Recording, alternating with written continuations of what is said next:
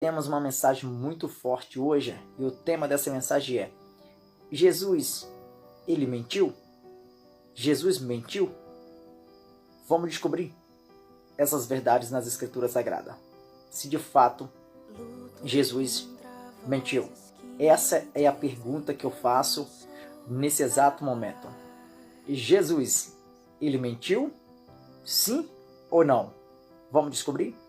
E por que eu começo falando nessa mensagem se Jesus mentiu? Estou fazendo uma pergunta se Jesus de fato mentiu. É porque em Hebreus, o capítulo 2 e o versículo 14 fala algo interessante que eu vou fazer questão de ler com calma, com paciência, para que nós possamos entender a graça do Cristo Jesus. Então, em cima desse capítulo e versículo, nós vamos crescer em graça e em conhecimento desta palavra poderosa que será ministrada nesse exato momento, tá bom? Olha o que diz em Hebreus, o capítulo de número 2 e versículo 14. Diz assim: E visto como os filhos participam da carne e do sangue, também ele participou das mesmas coisas, para que pela morte aniquilasse o que tinha o império da morte. Isso é, o diabo. O escritor, quando ele escreve aos Hebreus, nesta carta aqui, no capítulo 2 e versículo 14, várias coisas me chamou a atenção nesse versículo 14. E uma das coisas que me chamou a atenção aqui, meu amado irmão, minha amada irmã que vê nesse exato momento esta palavra, é que o diabo, ele foi aniquilado, ele foi destruído na morte de Cristo Jesus. Então vamos se entender, vamos raciocinar e colocar o nosso culto para funcionar, o nosso culto racional, como diz em Romanos capítulo 2, que o culto ele tem de ser racional, né? Então vamos lá. Se Jesus, ele de fato destruiu o diabo que tinha o império da morte, que diabo é esse que a religião prega?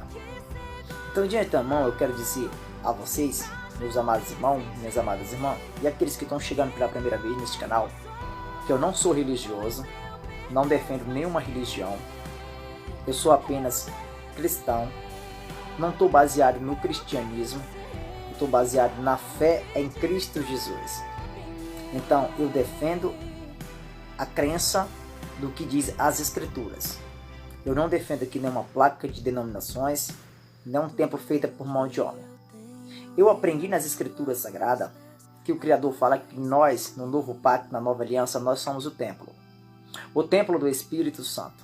O Espírito Santo habita em mim e habita em você. Ou seja, nós somos a igreja no novo pacto. Então preste muito bem atenção o que está dizendo em Hebreus capítulo 2 e versículo de número 14.